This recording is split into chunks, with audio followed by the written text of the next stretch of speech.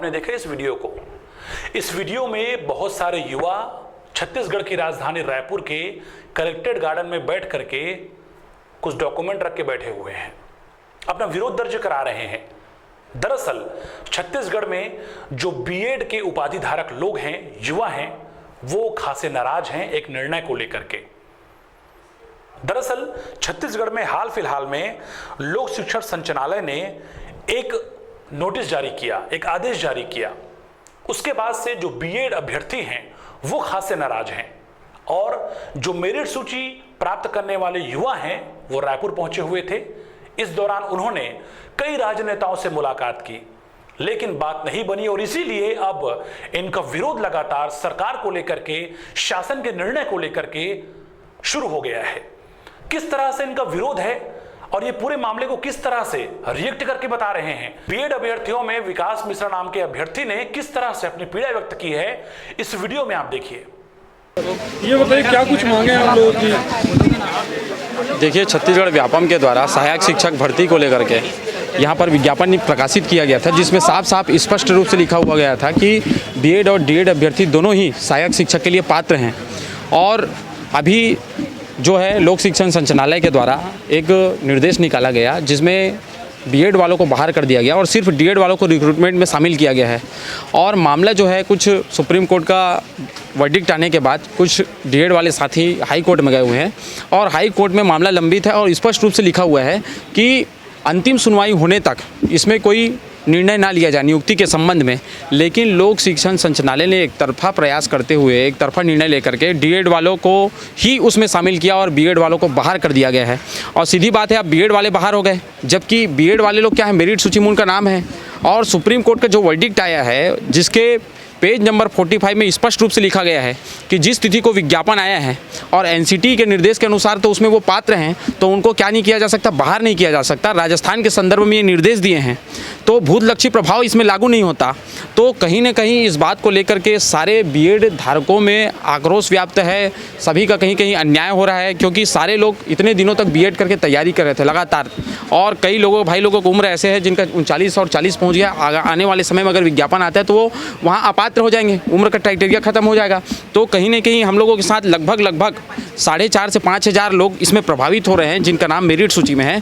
तो सरकार से एक ही गुहार है कि अगर काउंसलिंग प्रक्रिया को जारी भी रखा गया है तो बीएड वालों को उसमें शामिल किया गया है और बीएड वालों को अलग रखा जाता है, पृथक किया गया है अगर सुनवाई तक। तो इन लोगों के लिए जितने लोग मेरिट सूची में जिनका नाम है उनके लिए पद को रिजर्व रखा जाए। और पद रिजर्व अगर नहीं रखा गया वर्तमान में तो देख रहे हैं, तो और सारे लोगों को डीएड वालों को नियुक्ति दे देगी और अंतिम फैसला आने के बाद क्या होगा, फिर से एक लड़ाई जंग चली जाएगी।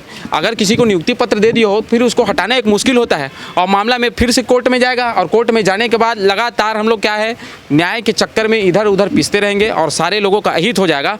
इसी मांग को लेकर के सारे भाई बंधुगण यहाँ पर लोकतंत्र की आस्था को रखते हुए जो चतुर्थ स्तंभ में मीडिया के साथियों से बात करने आए हैं, ताकि हमारी जो बात है, जो सारा जो मामला है मिसगाइड यहाँ से हो रहा है कि सुप्रीम कोर्ट ने कह दिया है, लेकिन सुप्रीम कोर्ट ने ये भी कहा है, उसमें स्पष्ट रूप से लिखा गया है कि भूतलक्षी प्रभाव लागू नहीं होगा। जिस समय विज्ञापन निकाला गया है उस समय जो नियम और शर्तें थे उन्हीं के आधार पर नियुक्ति दी जाए।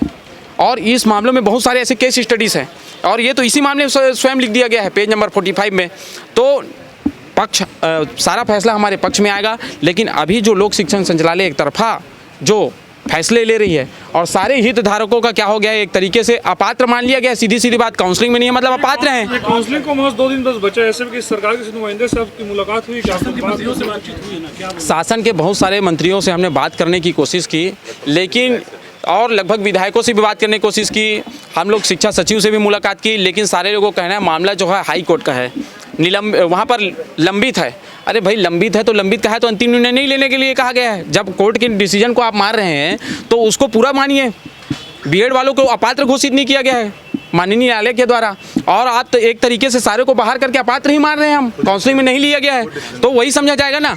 और ये आचार संहिता लगने वाली है तो एक तरीके से जो पूरा मामला है, सरकार जो है इसमें सही तरीके से स्पष्टीकरण जारी करे और सारे ये जो बीएड अभ्यर्थी के साथ जो मेरिट सूची में जिनका नाम है, जिनके साथ अन्याय हो रहा है, सारे लोग मिठाई बांट चुके हैं। मेरिट सूची आने के बाद हर घर में मिठाई बढ़ चुकी है। पड़ोसी इसको हर किसी को शिक्षक मार रहा है, मैं यहाँ अपॉइंटमेंट लूँगा, मैं यहाँ अपॉइंटमेंट लूँगा, मैं कांकेर जाऊँगा, मैं सरगुजा जाऊँगा, इस जगह पर नियुक्ति लूँगा। आदमी किराए की व्यवस्था कर रहे हैं और अंतिम समय में सारा चीज़ हमारे पक्ष में होते हुए भी हम लोगों को ये संघर्ष करना पड़ रहा है। ये दुर्भाग्य की बात है। तो एक ही निवेदन लेकर के हम लोग आए हैं और बाकी साथीगणों से भी हम लोग जान सकते हैं कि कैसी उनकी पीड़ा है। आगे क्या कुछ रुक रहेगा आप लोगों को थोड़ा? अब आगे ये है कि हम तो अनुनय निवेदन और विनती वाले हैं, लोकतंत्र के पर ही हैं, क्योंकि सब पढ़े हैं, संविधान में हमारी आस्था है और अगर आने वाले समय में अगर हम लोगों के साथ अन्याय होता है तो उसके लिए अलग से लड़ाई हम लोग लड़ेंगे। बिल्कुल। दरअसल सहायक शिक्षक भर्ती परीक्षा 2023 में जो बीएड प्रशिक्षणार्थी हैं उनको सहायक शिक्षक पद की काउंसलिंग में शामिल किए जाने की मांग को लेकर के ये युवा रायपुर पहुंचे हुए थे। इस दौरान इनका कहना है कि शासन इनकी बात को नहीं सुन रहा है और वो अपने तरीके से तर्क दे रहा है। लेकिन युवा बताते हैं कि अगर शासन के लोग इन्हें अवसर दें अपनी बात रखने का तो निश्चित रूप से निर्णय इनके पक्ष में आएगा। ऐसे में आने वाले दिनों में इस विषय को लेकर के सरकार क्या करती है देखने वाली बात होगी। फिलहाल अपने ऑफिशियल व्हाट्सएप ग्रुप में शासन ने एक मैसेज कन्वे किया है। इस मैसेज को आप देखिए, इसमें क्या लिखा हुआ है। इसमें लिखा हुआ है इस पूरे विषय को लेकर के, अब अपनी एक मांग को लेकर के बीएड के उपाधि धारक लगातार आवाज मुखर कर रहे हैं।